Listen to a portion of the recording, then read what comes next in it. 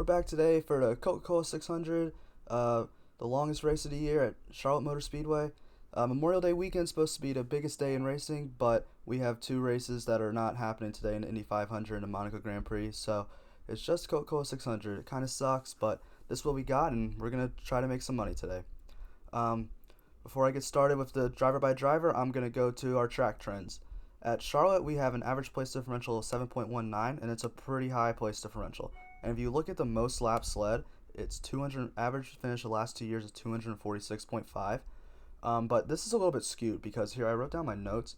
Martin Truex Jr. 2 years ago led 377 of the 400 laps, and that's an outlier in the past 5, 6, 7, 8 races at Charlotte. That I don't expect that to happen. So last year we had Martin Truex Jr. lead 116, Kyle Busch lead 79, and Brad Keselowski lead 76. And I was under the new horsepower package, so that seems more likely to happen than Martin Truex Jr. leading 377, or just one driver in general leading like 95% of the laps in the race. So for this lineup construction, we're going to want to have at least 2 dominators and probably 3.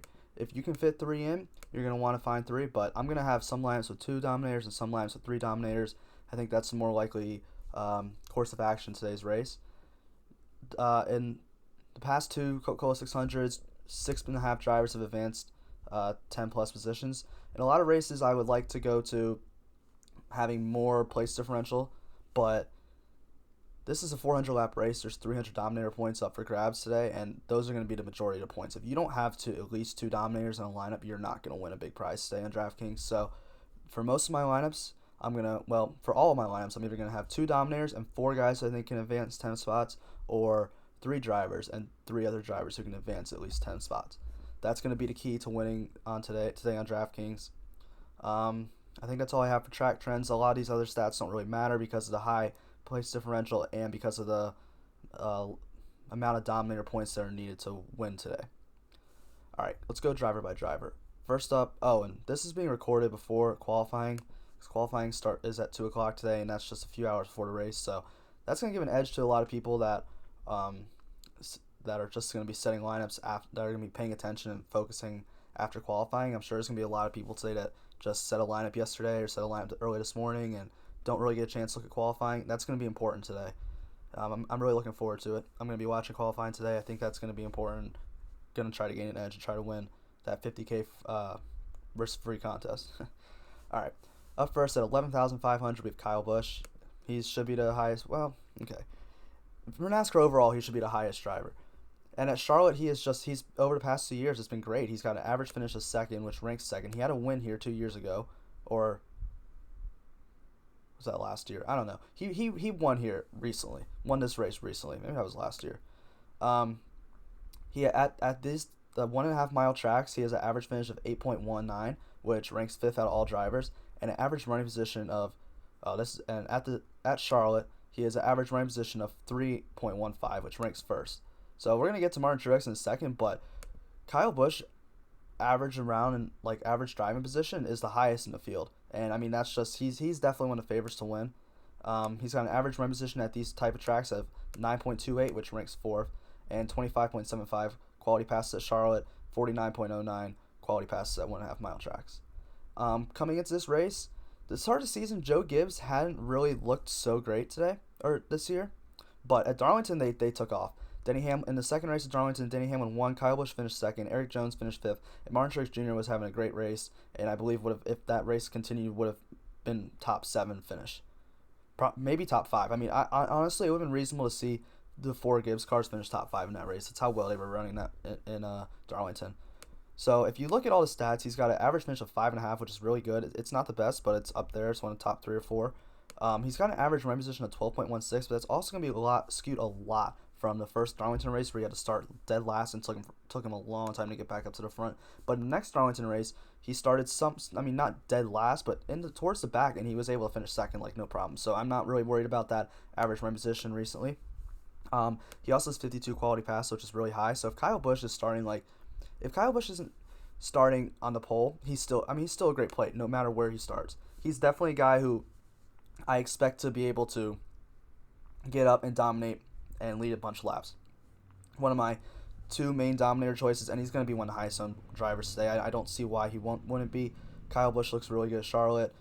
He looks really good coming in. I think today is the day Gibbs gets another win. Kyle Busch hasn't won a race this year. Just to be a great way for him to get his season really going. I would not be surprised to see it happen today. I'm definitely be playing a lot of Kyle Busch, and I suggest you play a lot of Kyle Busch because he has been looking really, really good at Charlotte over the past 2 years, and it looks like Gibbs has finally found what they've been looking for in their speed in their cars. All right, up next we have Kevin Harvick at 11,200. Now, I think Kevin Harvick is probably going to come in a little bit under-owned compared to Kyle Busch and Martin Truex, just because his track history is not as great as these other two. I mean, Busch and Truex, and really just Gibbs overall, has just dominated at Charlotte over the years. So now you got Harvick coming in here at 11,200, which is 300 cheaper than Kyle Busch. And everyone, I expect Kyle Busch. I'd rather play Kyle Busch. I think Kyle Busch is a better play, but Harvick will be lower owned. He's got a track average of 10th, which ranks 9th, and he's got a 1.5 mile average of 6.36, which is first. So he hasn't been so great at Charlotte, but he's been the best in the field over the last 2 years at the 1.5 mile tracks. So that can show you something, that he really has the potential to go out there and dominate and lead this race. I mean, I'm not gonna say if you play Kevin Harvick over Kyle Busch, I'm gonna be, oh, you're crazy, you're an idiot, why'd you do that? No, Kevin Harvick is one of the best drivers in NASCAR. I mean, he's the second highest priced guy. I mean, I don't see why, and he's really good at 1.5 mile tracks. He's a great play here. And if you go look at the average running position, he still ranks 5th in average running position at Charlotte over the last 2 years. So that's still someone who's going to run up front. And you're telling me Kevin Harvick can't get up there and lead a bunch of laps? No, of course he can. It's crazy to even think that. I mean, honestly, I wouldn't even hate making one lineup today with Kyle Busch, Kevin Harvick, and Martin Truex Jr. and just punting down here for the 5K guys. We'll get to that in a little bit. I mean, I probably will at least run one of those. He also has an average running position of 6.233 at Charlotte, which ranks first. Quality passes for Harvick, 39 at Charlotte and 43.42 at 1.5 mile tracks. It's going to be great. I don't expect him to start it back. He'll probably qualify up front anyway, so it's really not going to come into play that much.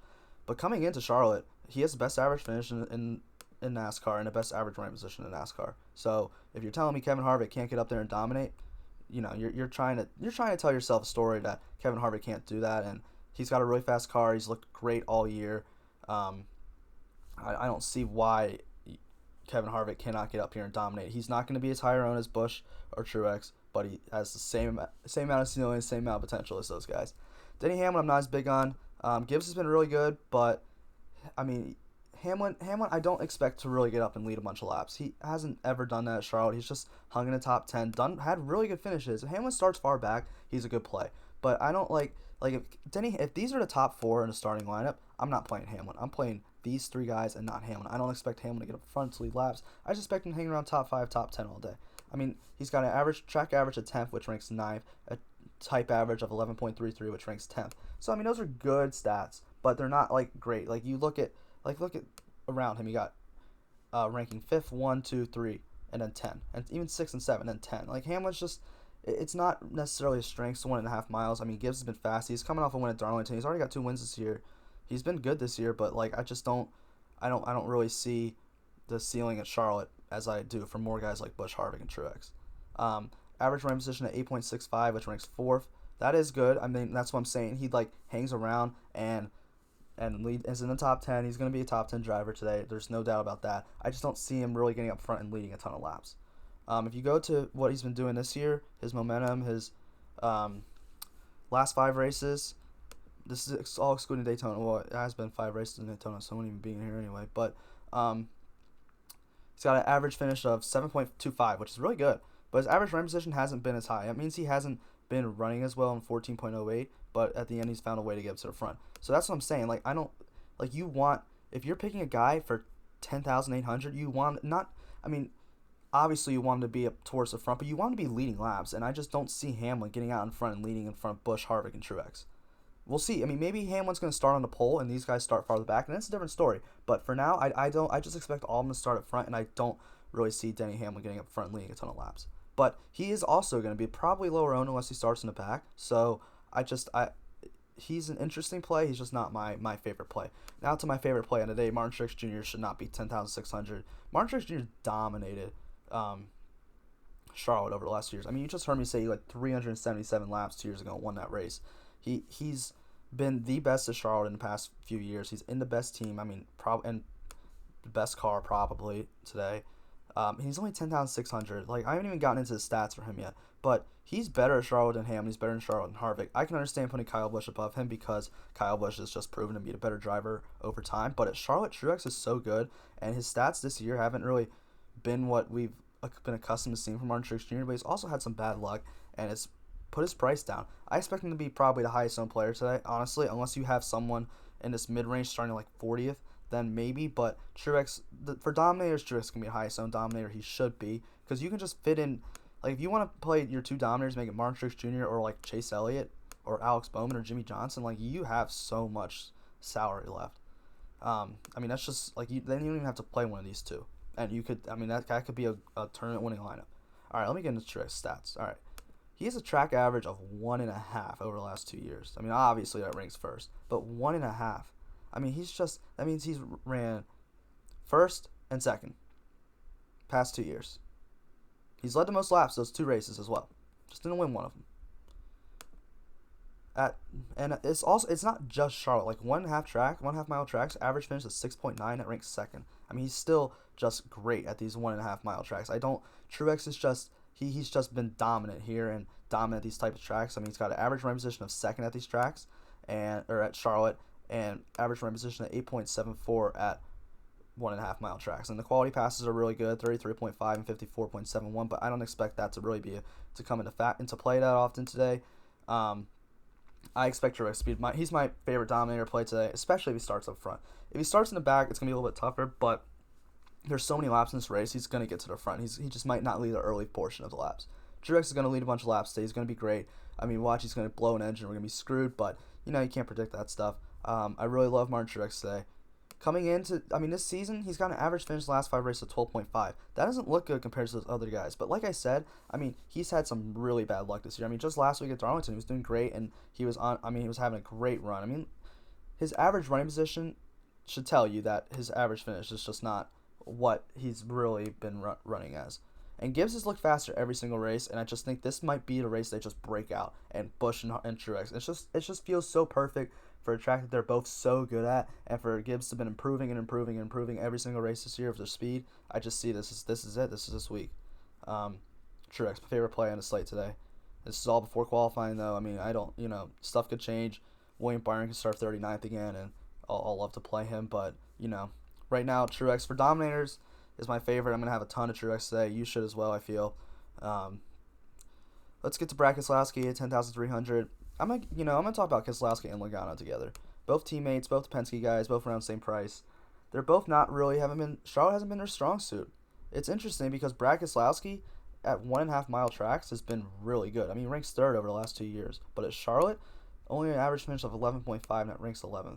Joey Logano, average finish of 12th, which ranks 12th, and he's also got average finish of 6 at these tracks. I don't like Logano as much as Keselowski. I don't think Logano has really a high ceiling here. I don't see him getting out front and leading a ton of laps. Logano somehow always finds a way to be there at the end of the race, though, so he could win, but it's not, if he starts 4th and just gets 3 place differential points, leads like 20 laps, it's really not going to be that great. Brad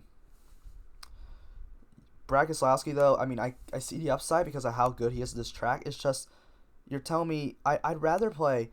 He's 10,300. I'd rather play Martin Truex Jr. for 300 more, or go down Chase Elliott or Alex Bowman first, considerably less. I just don't really see the upside of Keselowski. I guess he could get out and lead a bunch of laps and be a dominator. I'll probably have I'm not saying full fade him. I'll probably have a little bit of him sprinkled in there, but he's just not, like, when I just look at the other dominators, I just see way more potential, way more upside. Even his average running position in Charlotte isn't that great, like 10.3. Like, that ranks 7th, so if he finished 7th place, you need him to start in the back to pay off that salary. Like, if he starts in the top 10 and finishes 7th, that's not that good for you. Like, it's just not, unless he gets out and leads a bunch of laps. He's an average running position of 9.98 at these types of tracks, which ranks 5th, and Logano ranks 2nd. So both these guys have shown speed at 1.5 mile tracks. It's just, for every reason at Charlotte, the finishes haven't come to be, and maybe today's the day they will, but I'd like to go off what the guys who actually dominated these races have happened, which is Truex, Kyle Busch, Harvick. And I don't see any reason for why that I could really justify playing Brad Keselowski over Martin Truex, except for the ownership. If he outscores him, great, but I don't see a lot of potential for that to actually happen. Coming into this race, Keselowski and Logano, they've been racing well. the Penske, those two Penske drivers have been running really well. Average finish in the last 5 races at 8 and 7.6 and 8.52 and 8.48 average running position. It's up there as one of the highest in NASCAR, but I mean, do you really want to pick them over the guys who've just absolutely taken over Charlotte over the past few years? I don't. I understand the reasoning for it. It's going to be contrarian. It could win you. I mean, if you're playing that, maybe these are the guys to play in that risk-free contest because you're making your money back and they're going to be way lower owned. All right, let's get to Chase Elliott. 9,700. This is another guy. I think he's too low. I think him and Bowman. We'll get to Bowman in a second. I'm going to talk about them separately. I think that Chase Elliott and Alex Bowman are just too underpriced. Honestly, that's more for Bowman. Chase Elliott at this track has been really good. 7.5 average finish, and which ranks 5th. And at these types of tracks, average finish of 9.64, which ranks 7th. Average running position of 9.55 at Charlotte, which ranks 6th. Average running position of 10.809, which ranks 8th. That's at 1.5 mile tracks. And 47 quality passes at Charlotte. That's most in the field. And 54.63 quality passes at 1.5 miles, which is, barely second in the field. So, but that's not really even. He's been good at Charlotte. That's not the big reason. Hendrick's just been fast. Chase Elliott should have won at Darlington last week. Kyle Busch didn't wreck him. He was, in my opinion, the fastest car out that race and was right on Denny Hamlin's bumper. I think he would have passed him. I think he would have won that race. That's my opinion on that. I think Elliott had that race won. Would have been a great day for me on DraftKings. That wreck kind of screwed me. That's unfortunate for me. It's been like that all year. Been running really well, and then someone wrecks. But Chase Elliott this year, Hendrick's just been fast. He's got an average finish of 5th in his last 5 races. I took out Darlington's 39 for that stat. It's not skewed.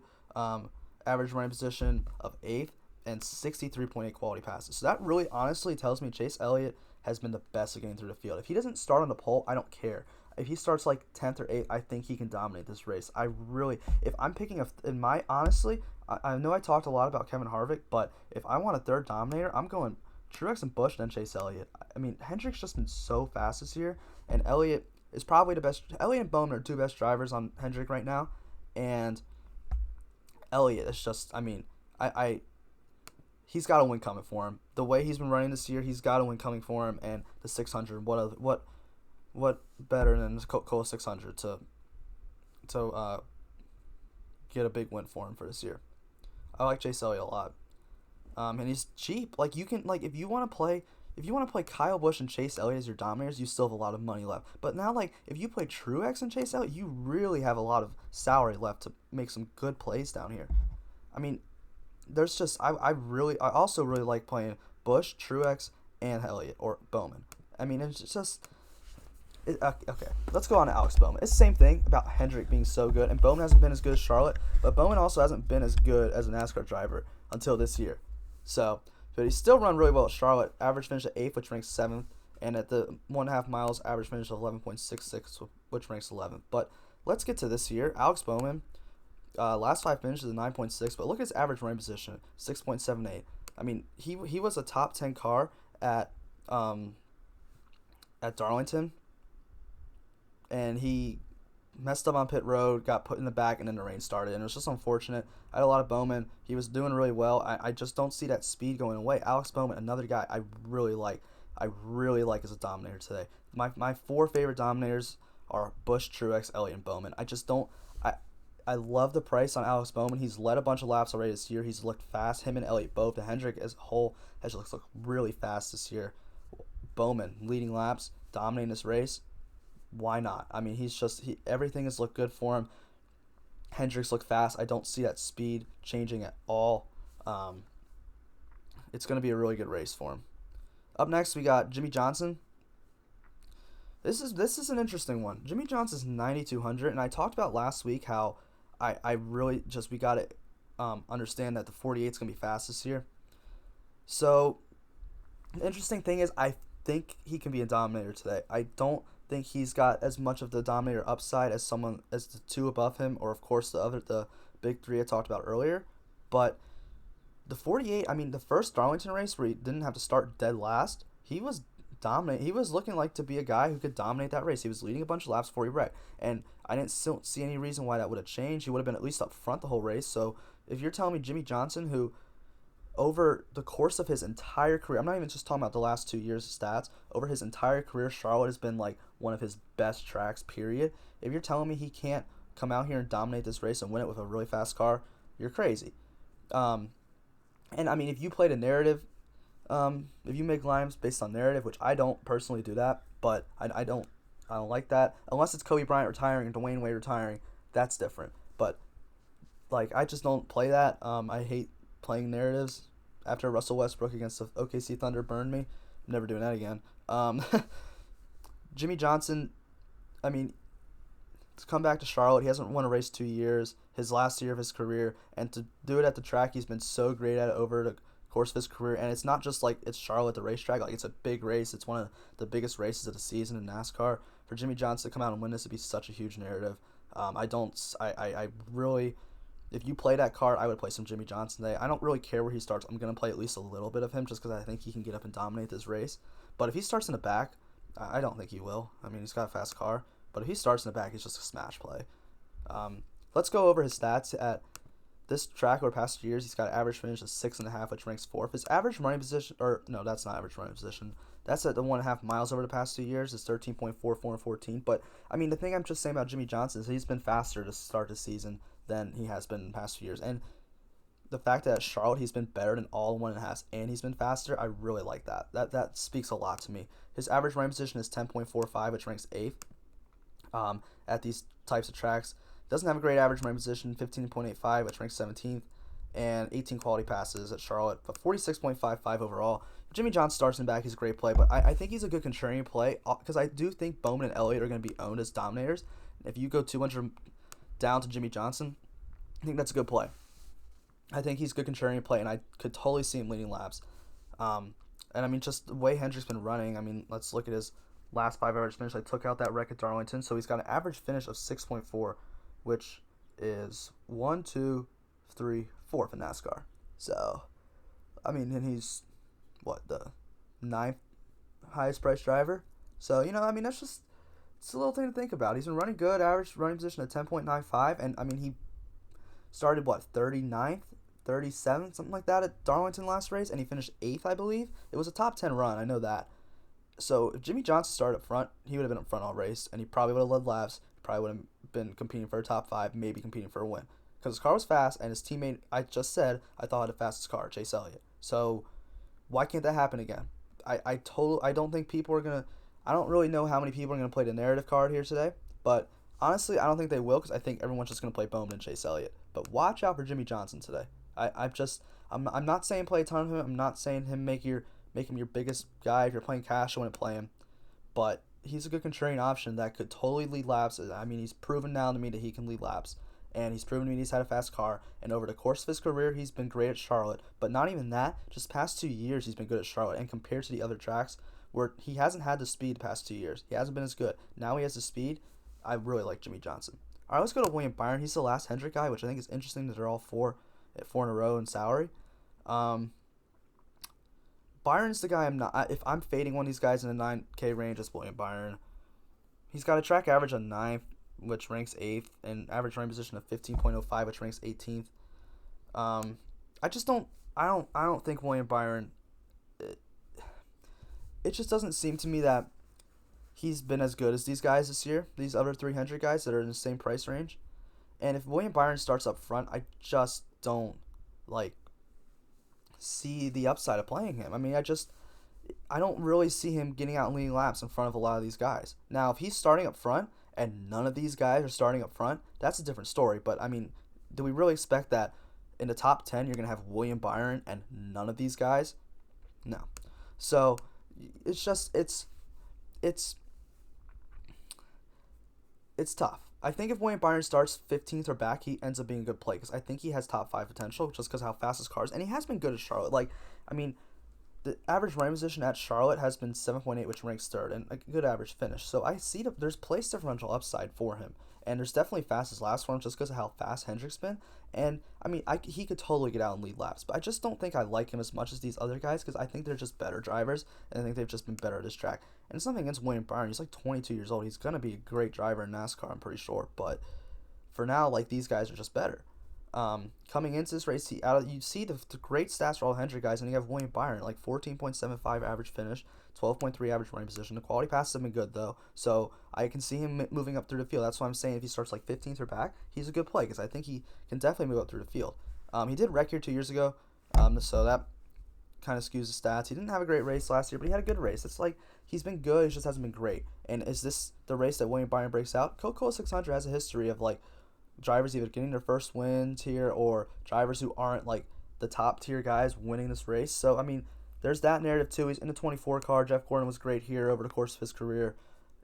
That's another narrative one to play. Home track for William Byron. I'm gonna have some William Byron, but not a lot. He's not really a dominator pick for me. He's just a guy that if he can get good place differential, I'll play him. But if he's like starting 7th or up, I'm not playing William Byron today. I don't really see any reason to. I don't see him getting out in leading laps. Kurt Busch, Charlotte, past 2 years, hasn't been the best for him. Average finish of 17.5, which ranks 18th. Average running position of 10.68, which ranks 9th.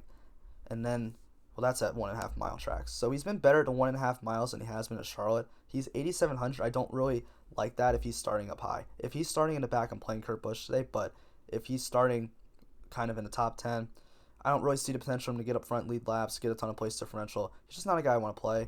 At this track, I mean, he's got an average running position of 12.2, which ranks 12th.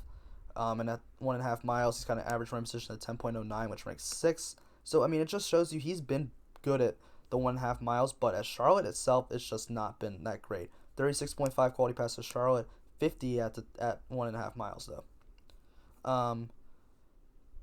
Coming into this race, Kurt Busch been running pretty well this year. The second Darlington race wasn't good for him. The first one was really good for him.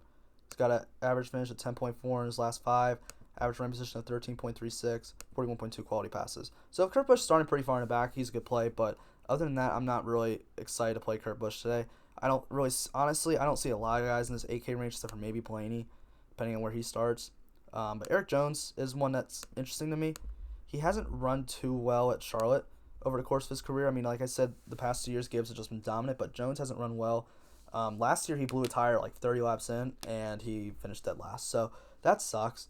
But at 1.5 mile tracks, he has the 4th best average finish in the field. So there's that. He's run well at these tracks. I think he's a good play if he's starting 15th back, maybe more like 20th back.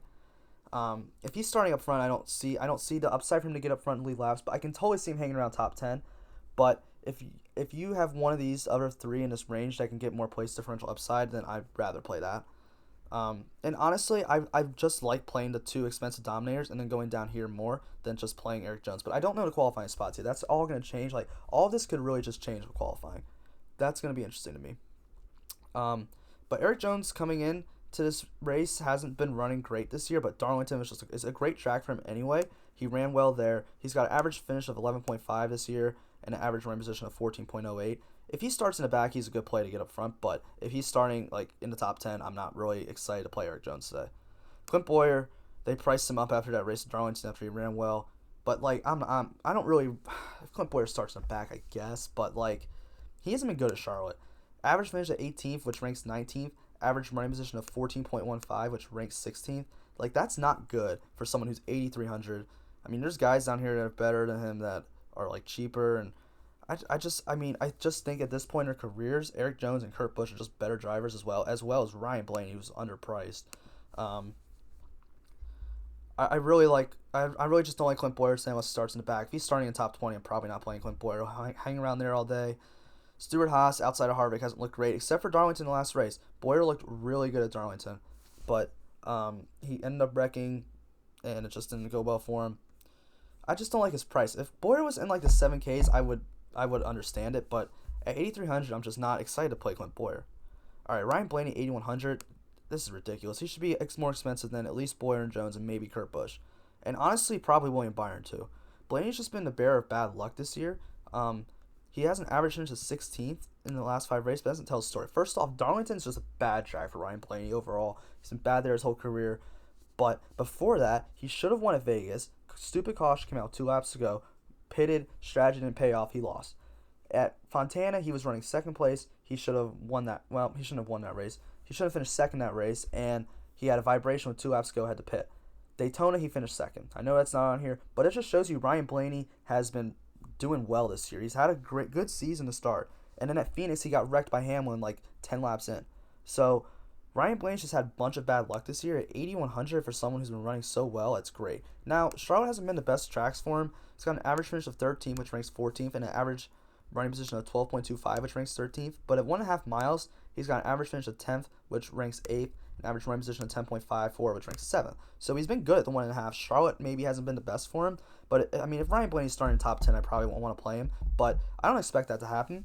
But here's the interesting thing. I think Ryan Blaney has a little bit of dominator potential. If he's starting like the top 3, and it's not with like some of these guys that are up there with him, there's the potential for Ryan Blaney to get up front and lead a ton of laps.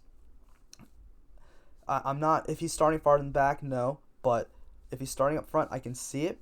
Ryan Blaney, for me, I mean, there's a lot of people that are really high on Blaney. I'm not super high on Blaney just because that of his average finish and his history at Charlotte isn't been the best, but I see the upside, and I see that he's too cheap. It's going to be interesting for me to see where he qualifies to see how much I really want to play him. Tyler Reddick, I have no data for him in the Cup Series at Charlotte because he never ran here, but at the few tracks that he's run that are 1.5 miles, he's ran pretty well. Average finish of 13.5, which ranks 15th, and average run position of 15.65, which ranks 16th. Reddick's looked really well, but Darlington was a track that really suits Reddick's racing style, and Charlotte isn't as much. I don't feel like it's not a track where you run around the high side the whole race. Now he can, and it could work, but now you have Reddick at 7,900. For me, it's going to all come down to where he starts, and really all of these guys, it's going to come down to where they start. He's not my favorite play, but he's starting to back. He's obviously going to be a great play. He's made that equipment look way better. But here's a thought I had the other day. What if the equipment is actually pretty good that he's in? Like it's one of the more upper tier equipment. It's just the drivers they've had in there the past 2 years aren't that good. Just a thought. Reddick's pretty good of a driver. Everyone's saying he's making the equipment look better. Maybe the equipment actually is good, just the drivers haven't been good. Anyway, I digress. Next up, Matt Kenseth, 7,700. His stats here the past few years haven't looked good because he was in the Roush car, but Kenseth overall in his career has been pretty good at Charlotte. He's one of the better drivers historically. 7,700 feels a little too cheap, but I expect Matt Kenseth to be like around a top 10 to top 15 car today. That's where I expect Matt Kenseth to run around. I mean, if you look at Darlington, he average finish of 20th, average run position of 15.6 and 21.5. Different tracks though. New car, new crew chief, new everything. If Kenseth's starting back, I'm going to play him. If he's starting towards the front, I'm not really feeling him that much. Eric Almirola, 7,500. Almirola's actually run really well here for someone that's 7,500. Like, you look in this range, I mean, we'll get to Stenhouse in a second, but Almirola's run well. Average finish of 12th, which ranks 12th. At an average running position of 11.25, which ranks 9th. He's got 11.8 average finish at 1.5, which ranks 12th, and 11.36 average running position, which ranks 10th. So he's been good here. And he's got 47.66 quality passes at 1.5 mile tracks, which bodes well for him if he starts in the back. Almirola starts up front. If he starts in top 15, I'm not playing him. Honestly, probably top 20, I'm not playing him. I just don't see the place differential upside. I don't really see top 10 car, but I see top 15 cars. So if he's starting farther back, he's a good play for his salary. Now, he's been running well this year. Stewart Haas has been running well this year. He's on a good team. He's in good equipment. And, I mean, Stewart Haas has just always been good at the 1.5s. If he runs the same equipment as Harvick, he should have a good race. I like Almirola this week, but it all comes down to where he starts. I mean, all these guys are going to come down to where he starts. This one, I don't like playing Ricky Stenhouse Jr., but I might have to play him today because he's good at Charlotte. It's weird, but he's good at Charlotte. And I know I say I don't like to play Ricky Stenhouse because he wrecks all the time. So that's always the downside. So if Ricky Stenhouse starts high, I don't care if he's ran well at Charlotte. I'm not playing him. But if he starts in the back, this is a great guy who could move up 10 spots. He's one of your drivers who can advance 10 spots. He's only 7,400. I mean, he's at the past 2 years, he's got an average finish of 7.5, which ranks 5th. Ricky Stenhouse Jr. ranks 5th in average finish at Charlotte over the past 2 years. Say it again, Ricky Stenhouse Jr. I don't know. At this track, he's at average run position of 12.3, which ranks 14th. At 1.5, he's got an average finish of 14.42, which ranks 17th. Average running position of 15.15, which ranks 15th. Only 4 quality passes to Charlotte, though, which scares me a little bit. But if he's starting in the back, I don't care. The only downside, I don't know if it's really a downside to Ricky Stenhouse, is he's not in as good of equipment as he was when he raced these races. Like, he's now in the 47 car for JTG Daughtry, but he used to be in Roush Fenway, which is better equipment. I mean, it's not like a massive leap of equipment, but it's better equipment. So you have him in a little bit worse of equipment, and he has not been running well with this team all year. I sort of just hope Stenhouse qualifies high, so I just don't have to play him at all. But if he starts in the back, you sort of have to. He's run well here, and he's only 7,400. You play Busch and Johnson, and you play Stenhouse, and you still have a bunch of salary left over. Matt DiBenedetto, I have no data because he wrecks past 2 years at Charlotte. Hasn't been good for him. His 1.5 mile tracks haven't been great for him, but he also hasn't been in the best equipment. He's in the 21 car for Wood Brothers now. I'm really going to look more to what he's done this year. Look, Matt DiBenedetto's run really well this year. He's had an average finish of 10.2 in his last 5 races, average running position of 12.94 in his last 5 races, and 46.2 quality passes. The only problem for Matt DiBenedetto is he has been qualifying high this year. Every race he seems to be qualifying up there, and I don't want to play Matt DiBenedetto if he's up there, which is why his salary is so low. Because he's been qualifying high, he hasn't had any place differential points. If Matt DiBenedetto had been qualifying in the back, he'd probably be up towards the upper 7Ks by now. So if he does qualify in the back for today's race, I'm loving Matt DiBenedetto, and he's probably my favorite play out of this whole range. But if he qualifies high up again, I'm not going to want to play him because I don't think he doesn't have, at 7,200, he doesn't have a lot of place differential upside. So if he's qualifying top 10, I don't see him competing for the win. I don't see him getting up to the top 5 by the end of this race. Austin Dillon, 7K. Another guy wrecked past 2 years. He won a year before, though. But I don't care. Austin Dillon at Charlotte's been bad. He won a race by fuel mileage that he didn't run well the whole race at. This is the other guy in the RCR cars with Reddick that just hasn't looked good. He's got at 1.5 mile tracks. He's got an average finish of 14.31, which ranks 16th, and average running position of 17.17, which ranks 19th. So if Austin Dillon's starting 26 or back, I guess it's good. But if it's anywhere in the top 20, I don't see any point of playing Austin Dillon. Hopefully this race doesn't go to fuel mileage, but it could. But I don't think. That's not really something you try to predict is if it's going to go to fuel mileage or something. You predict on what the race is what a normal race would be like, and a normal race would be like Austin Dillon not having a great race. Ross Chastain's way too expensive. These stats are on a team that's not as good, but he's in the 77 car, which still isn't that good. And he didn't run well in the 6 either. Look at his stats. This is in a much better equipment. Average finish of 20th, average running position 18.06, 21 quality passes. That's this year. Ross Chastain, the fact that Ross Chastain is more sense than Chris Buescher, Christopher Bell, and Ryan Newman is ridiculous. Ryan Newman's in the car whatever. Ross Chastain, too expensive, not playing him today. He's not in a good car. He should not be that expensive. Unless he's starting 35th, then maybe. But I just don't see the upside for Ross Chastain. Chris Buescher, one race he wrecked, one race he finished 6th, so he's got an average finish of 6th in past years of Charlotte. And that was in the 37 car. He's in the 17 car, which, yeah, I said last week, look, he's in the 17 car at Darlington where he's run well in the 37 car. It's going to work out well for him. It didn't work out well for him. He was terrible. That car was slow both races. I hated it. But he's still run really well here. Average running position isn't all that. So, Chris Busch is a good place differential guy. Literally, for all these guys in the lower 7K to 6K range, it all comes down to where they qualify. If they're qualifying high up, I'm not going to play them. But if they're qualifying in the back, Chris Buescher looks like a great play. He's run well here. He's run well at 1.5s. This year it's been off to a little bit of a shaky start, which is why he's in the 6Ks. But he's in a car that shouldn't be in the 6Ks. Average running position or average finish 17.5. Average running position of 21.98, 13.4 quality passes in the last 5 races. Buescher's good.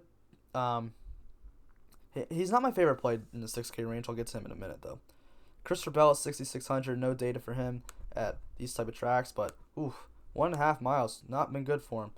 Tell you that much. 33 and 34, it's not the way you want to go. But he's in good equipment. 95 car is better equipment than most expect. It's not great equipment. It just seems to me like Christopher Bell just hasn't really gotten adjusted to the Cup Series cars yet. I don't know if he did run 11th at the last Darlington race, and he was running well there before he wrecked out in the first one. So if Christopher Bell starts in the back, he's a good play, but anything inside the top 20, I'm not playing Christopher Bell because that's sort of where I expect him to finish as the top 20.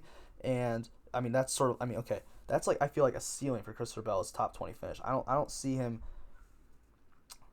20 to 25th is probably more like it. So it depends where he starts. If he starts in the top 10, top 20, I'm not playing him. But if he starts outside of it, I think he's a good play. And it's just going to come down to where the other guys around him are starting. Ryan Newman at 6,500. Ryan Newman, past 2 years at Charlotte, average finish is 16th, which ranks 15th. and average running position of 16.65, which ranks 17th. But at 1.5, he's been good. Average finish of 15.56, which ranks 20th. Average running position of 16.51, which ranks 18th. He's got 27 quality passes to Charlotte, 33 and 1.5. I like Newman today. He's too cheap. Ryan Newman is cheaper than Austin Dillon, Ross Chastain, Chris Buescher, and Christopher Bell. Ryan Newman. I mean, he's like, been a good driver in NASCAR for years. He's in a better car than some of these guys above him, especially Dillon, Chastain, Bell. Buescher's his teammate, so really the same equipment. I don't know why he's 6,500. Now, I just hope he doesn't qualify high, because then I don't want to play him. But if he qualifies in the top 20, I'm playing Ryan Newman. He's got top 10 upside. And he's just too cheap. Like, even if he starts 20th and finishes 15th, paying off this salary. I mean, Ryan Newman is just, he's a good driver. He's just a better driver than most of these guys. And, again, the narrative card. Ryan Newman comes back. He didn't win Darlington, but the big race for him to come back in is Charlotte, and he wins that. Why not? He hasn't been the best tracks for him, so I don't really expect that to happen. But, I mean, he should run well today. He should have a solid race. I can see he has top 10 upside, but definitely top 15 is in the cards for Ryan Newman. But, I mean, in the two races that he's run, 14.5 average finish, 14.9 average running finish, and 29.5 quality passes. And, like, compared to the stats of all these guys I just talked about, why they're more expensive than him, he's been better than all of them. So, I just don't really, and he's in better car than all of them. And he's a better driver than all of them. So, Ryan Newman is definitely my favorite player. Just hope he doesn't start up high. That's what it's all going to come down to. All of this comes down to place differential upside here. Cole Custer is 6,400. No data for his. He's never run in the Cup Series here. I'm going to talk about John Hunter Nemechek too. Custer's in a better car than Nemechek. Custer runs for Stewart Haas. But, I mean, if these guys start far in the back, I want to play them, but that's really it. I don't really see the upside for them. They haven't been running well this year. I'm sort of expecting them to start in probably upper, well, especially Custer because his car's faster, I feel like, in the upper teens to like mid-20s, and that's probably around where they're going to finish, honestly. John Hunter Nemechek maybe a little farther back, but I think he might be a little too expensive at 6,300 just because of the car he's running. I think he's a good driver. I just don't think the car he's running is great. And it's just because of that first run at Darlington that just boosted his salary up completely. Up next, Daniel Suarez. Don't listen to all these stats. They're all from Stewart Haas and Gibbs Racing. Daniel Suarez, I'm going to continue to just not play him for 6,100 in a 96 car. The car itself is not as good as Priest, Bubba, Dillon, McDowell, or LaJoie. Like, it's just not. It makes no sense for Daniel Suarez to be more expensive. I don't understand it. I mean, look, it's just 17.8, 19.5, 26.2 for Suarez. I don't know. Not the guy I'm looking to play today. I would avoid playing him until he gets under 6K and probably more around like 5,500, honestly. Up next, Ryan Preece. Ryan Preece had a terrible start to the year. Wrecked out of this race last year. I don't know. He's just not a guy I'm really looking forward to playing. The average at 1.5 is 22.875, which ranks 27th. That's Suarez. 22.95 average running position, which ranks 22nd. Not a lot of quality passes you can see. Hasn't been running well this year either, as we just talked about. If Price starts like late 30s, yeah, but that's really it for me. Bubba Wallace is one I'm interested in, though. 5,900 for Bubba Wallace. Average position of 20.5, which ranks 23rd. Average running position of 23.2, which ranks 21st. At 1.5, he's got an average finish of 22.894, which ranks 28th. Average running position of 22.67, which ranks 25th. Bubba, I mean, like, he's not like a great driver by any means, but he's been running well this year. I mean, look at that. Average finish is 17.8 this year, which ranks 22.88. Or, I'm sorry. Average running position of 22.88. And he's 5,900, so if Bubba's starting in the top end of 30s, he's a good play. He could get up there to at least, like, 21st, 22nd, but he has top 20 upside here. I mean, he's not, like, a terrible driver. He's not great by any means. But, I mean, I understand where it's coming from. Up next, we have Ty Dillon at 5,700. All going to come down to where he starts. Hasn't been great here, as you can see. But if he's been running pretty well this year, an average finish of 17.8, I see the upside. I can understand where it's coming from if he starts in the back. Same with Michael McDowell, same with Corey LaJoie. These guys, they start in the back, you might want to play them. Maybe not LaJoie as much, but like 30 of them on back, you play these guys. If not, you don't play them. All these guys are going to come down to place differential. It's going to be an interesting race today. A long race. I'm really excited to watch it. I just love sports are back. NASCAR isn't my favorite sport, but it's what I got. But I love playing DraftKings for it. NASCAR DraftKings is really, really fun for me. It's one of my favorite sports to play on DraftKings. Maybe not my favorite to watch, but I enjoy doing all the data for it. Thanks for watching. If you really enjoy this video, give me a like, give me a subscribe. It would be really, really appreciated. Videos are hopefully just going to get better. I know they're a little shaky right now, not too great, but they're going to get better. I'm working really hard at trying to make them get better and trying to make myself be better on YouTube. I'm really active on Twitter and Instagram. If you want to give me a follow on those, I'll put the links in my bio, or not in my bio, put the links in the description below. Thanks for watching. Good luck to all of you today. Make sure to pay attention after qualifying, and good luck.